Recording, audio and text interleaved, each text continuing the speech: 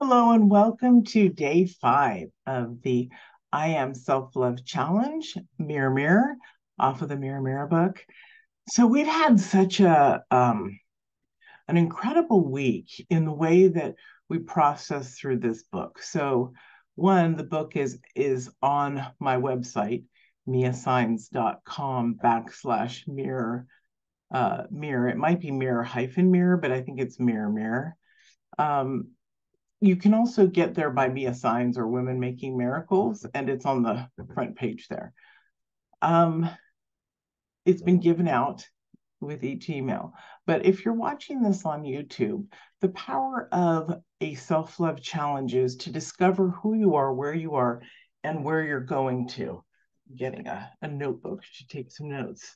Um, I want you guys to understand that self-love is so unique and vast. It is very much like somatic exercises and experiencing.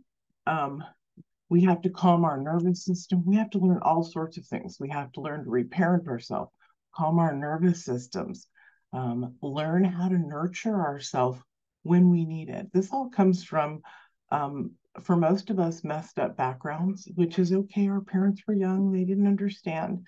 We're all learning so we can change the system moving forward on how we raise our kids, how we treat each other. All of it is based in love. So let's quickly go over the book, and then there's some other tools that I really want to get you to see. So in the Mirror Mirror book, we first went through in chapter 1 about the mirror work and the importance of it and how I teach the blind and the deaf. In the mirror, it's one of the most powerful tools because you get to see your story and change it. Your shadows come out. It's also the window literally to your soul. It's the fastest connection piece to soul. When we pay attention to ourselves like that, we awaken soul. It's there. It's been dormant for many people because they're not connected. So self-love is all about a full body, mind, and spirit connection. Okay, so as we move through the book, we talk about several other things. We talk about the ancestral tree, which is at the end here. We talk about the dream, believe, create process. We talk about deep pockets. All of this stuff is to get you through. So when that was written almost 10 years ago, it was off of my Love Mastery work, which we still do today. It's coaches teach it, coaches take the program to teach it. It's really been a very powerful experience. I'm one of the first coaches that came through 16 years ago and in relationships started bringing in self-love work. And then as we see with coaches, they tend to follow others and not be leaders, but they tend to follow others. So they add that in, which is good. Then they're starting to add in the nervous system work 16 years later. That's very good, but it all has to be done respectfully in a sense, right? It has to be done in the way that can support you. So we took this book, this mirror, these exercises, and we put them into storytelling. We first did a story about your past. Story is so important. It's because you need to understand who you are, and where you're going, literally. So that's why we did that. Then we moved into the future stuff, the dream, believe, create, and then writing a story about that, your future, so that you can understand. Also, understand for self love that when we take these practices and work them and do it for awareness of knowledge, not just to do it mindlessly, but to do it mindfully, that's when your experience changes. That's when your life will be different. So, self love is everything, everything. One more, everything, because it's deep love and it's you connecting with you connecting to the love within. We've had to say self love so that people can understand we're talking about individuals. To get to the other kind of love, like relationship, you really do have to have self love to understand the depth of love. So know that self-love is a lifelong journey. It's not a destination. And it also is the journey of growth, enlightenment, awareness, becoming awakened. This is the importance of self-love. So we talked about deep pockets yesterday, that syndrome of I've fallen and I can't get up. So what is that like to choose how to move through this space and time, the fallen and I can't get up? Write in your journal, write down exactly what you need to know about getting through to the other side. How long are you going to take? I suggest the sooner the better. But look, we have to be responsible about this because we don't want, unless you've been doing this work a long time, sometimes things that we work through don't always get worked through as quickly as we'd like. So you do have to make this choice within yourself about moving forward. So I'm not telling you if somebody passes on to just jump into moving forward in 10 minutes. No, it takes time, right? But it's not about wasting your entire life.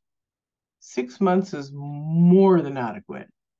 3 months, because look, as we get through the hurt and the sorrow, and we dig deeper into love, we're having major, faster shifts. Our life is still moving forward, and we are experiencing something new and different than we ever have when we allow ourselves to come out of the deep pockets. Say you had a car accident, give yourself a day or two. And then know, okay, when I go to sleep tonight, in a day or two, when I go to sleep tonight, I'm leaving this story behind. A new one is starting. We can also program ourselves. There's so much to share about self-love. We can also program ourselves to wake up early and happy before our alarm. Yeah, we do it the night before. We program it in. We literally say things like, I want to wake up a minute before my alarm. Happy, joyful. So when you can tell yourself that you want to wake up joyful, guess what's going to happen when you learn how to do the tools to move through things? The more you do your tools and your work and your processes and you experience love and you understand it, the faster you can move through each time. And that's really what it's about. It is like a video game and it's not like a video game in the sense that we have to clear this space and go up to the next stage where we're supposed to be. Yeah. Okay, so let's talk about chapter 4, connecting to your passion core. Oh, this is beautiful. You can wash yourself in a bathtub made of diamonds and still not know your own worth. Isn't that amazing? It's crazy. So getting to know yourself and discovering the passion within yourself is incredibly important. You have to have a reason why you move through life, why you do things. As we spoke of briefly yesterday, if you don't have that point of connection to passion, reason why, you're not going to get there. Time's going to go on. You're going to watch TV. You're going to do something else. You're going to piddle around. You're going to forget about you. And that happens all the time, and that's okay. That's also part of the growth because we have to become committed to ourselves. It's just like washing clothes, cleaning the house, taking our bath. Say you took a shower. I hope so, but let's just go with this scenario. Say you took a shower every day, right? There are people who don't. There are people who take one every other day. There are people who take one once a week.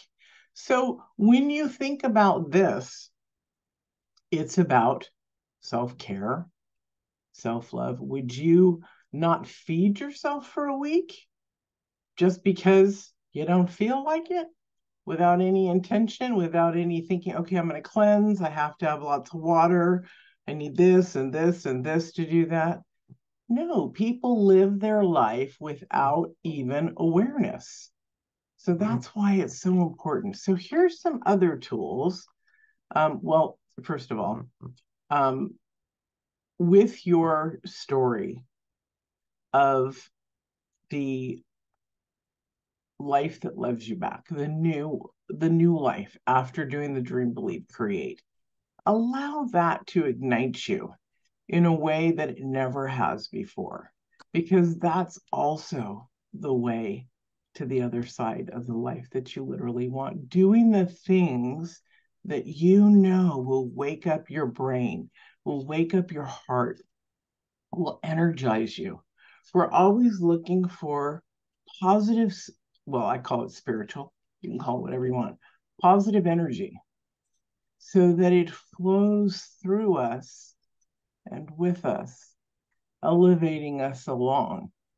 See, there's different ways to work your journey. Why not do it so it's the easiest, the most succinct?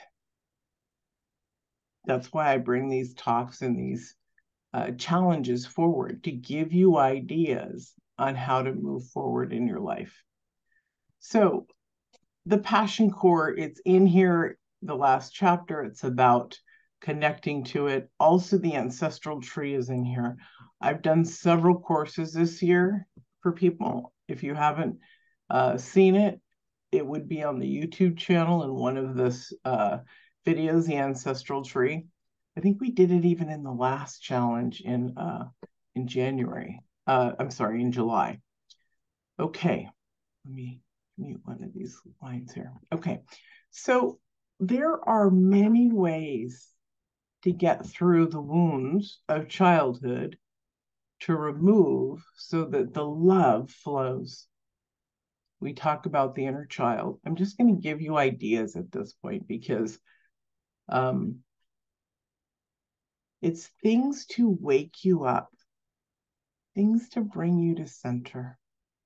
And so the inner child is beautiful. The mirror work.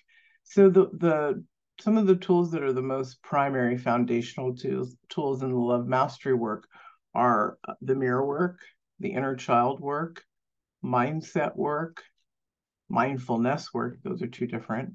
Literally mindset work is changing your behavior of who you are into something different. And there's tools and practices. We set our alarms 3 to 4 times a day to check what we're thinking. So there are ways to move through your experience to something greater and better. So today, we're probably not going to be on as long, just because we're done almost. I just need feedback from you guys. So is there any feedback on the stories, either the first story of your life or the second story of your future? Are there any conversational things about that? And then, of course, also the work of the Dream, Believe, Create, even the process of the mirror work, all of that. Okay. So guys, question, Mia. I'm sorry. absolutely. No, please don't be sorry, because I'm not going to just sit here making goo eyes at you guys. So thank you, Anna. No, thank you. I just appreciate you everything that you offer and that you make available and just your expertise and all of that. Yeah, so I mean, I totally embrace everything that you say, and I'm so happy to hear it, to be reminded, to be exposed to it and all that. But like recently I've been well, this kind of in the last couple of days, I've had this thought and I just wanted to hear your thought. And I know that in my life I'm always um my agenda has always been to push out those things that are uncomfortable, I don't like, or that I'm experiencing. That's always my first desire. And um and To then push them away, you mean, from yeah, you? yeah, like I want to get rid of it. Like if it's I'm Distance, feeling yeah. sadness, if I'm feeling a fog, I want to do everything to get rid of it. And my internal voice was expressing to me that perhaps I just need to give some voice or give some time to spend with what I'm feeling. I'm almost like, so I want to ask you this. So I know you talk about the deep pocket, which I'm kind of thinking is a little bit like the shadow work. Just what are your thoughts about shadow work and giving some space and time? I know that you say like overnight you can flip it, and I know there are people that just don't have time for the not for the negative and they want to flip it to the positive. And I totally get that. And most of my life I've been that way. But recently I've had this aspect that feels like it wants to have time and space to express whatever the despair is that is being experienced. And I was just wondering what your thoughts was about that, as opposed to in the past just wanting to push it out quickly, get rid of it, or flip it. Like I feel it's not going away because I'm trying to push it away, and the only way it's gonna go away is if I give it time to express and to validate it so that it can get integrated into my wholeness. What are your thoughts on that? For you, I agree with you because you've been at this work a really long time, a really long time. And also, you also went through losing your mother. Things have to be integrated. Believe it or not, how you're feeling now also fits in with the passing of your mom. We don't understand how our energy changes until we catch ourselves in that space. Even regarding the deep pockets, it may take someone a little while, but you definitely need to program your mind, program your thoughts on everything. At night when I go to sleep, depending, if I'm in Miami with my husband or I'm at my house with my kids and my dog in Washington, um, how I go to sleep. Sorry.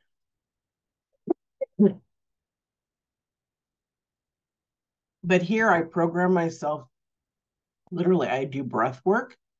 And with each breath in, I know that on the third time I'll go to sleep. For me, it's not hypnosis, but it is setting patterns that we can follow, that we then know. The deepest, richest, best sleep that I get is when I put myself to sleep by breathing, right? When I do my breath work and I'm like, okay, this is the third one, in, out, relax. And then I go to sleep. Um, you can program yourself anyway. Also, I teach people on that restful intentions meditation how to wake up, program their whole day for the next day energetically and wake up before the alarm goes off. I'm not sure if anybody can hear the trash cans rolling by. I apologize. Um, I apologize. Our neighbors bring in our trash cans. Um, so I have friends that take a lot of time in processing, and I do too. And it's okay. It's because it's being done with intention and mindfulness and awareness. It's not that you're throwing yourself. See, a novice, somebody who's new at this work, could throw themselves in without having any tools to climb back up that cliff. And I'm talking about a flat face cliff. It is when you fall and you can't get up and you don't know the way out of your hellhole. Does that make sense, Anna? Yes, absolutely. I think about, like tapping, which I'm sure you're familiar with it, right? Tapping Mm-hmm. I process. am. Yes. And like I think about it, like what I like about tapping is that you start acknowledging yourself where you are. You validate what you're feeling, which is usually the unpleasant aspect, right?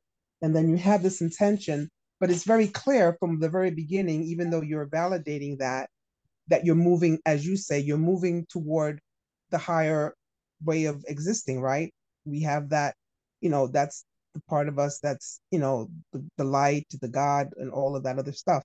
So like so I keep that in mind, but I think like if I don't start with how they do in tapping with acknowledging and giving space to the beginning, then it's almost like putting a band-aid over like a pus or infected wound. Like it just won't get done, you know.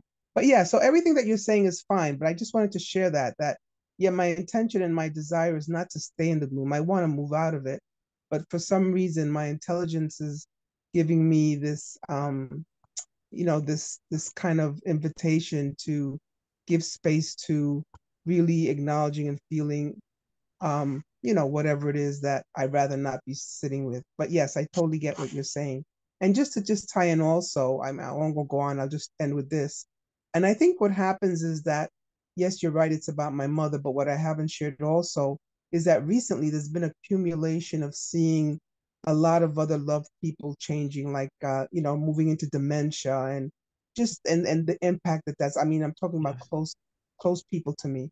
So Mhm. all of that, I like all of that is accumulating, and the transition that my mother made at her very end was very, like all of that is accumulating for me. Was not very a pleasant transitioning. So yeah, so it's all of that. And I think that it's just like I shared the other day, it's just catching up to me. And Mhm. yeah, so thank you for listening. I definitely want to move out of it. Yes. And I want You're it to be rated. Thank you. Yeah, you're doing it, Anna, with a intention of awareness. Again, that's totally different than somebody just jumping in off of a cliff, like into the lake, right? um you cliff dive, you come back up and you're like, dang, how do I get back up to my car? I didn't think this out. So for you, what I'm seeing, and this is the beautiful part of the journey, is to experience the light, the dark together, all of the areas. You have the capacity to review it, to hold it, to look at it, to smell it, taste it, even, right? And take what is your lesson and let the rest go. The thing about the tapping I'd like to talk about just briefly is so not every modality works for everyone, and not every modality should just be done. And I'm not saying this is you, honey, but I just want to say this since it was brought up. And not every modality just should be done without awareness, without thought. And this is definitely not you, but there are people who just do tapping, right?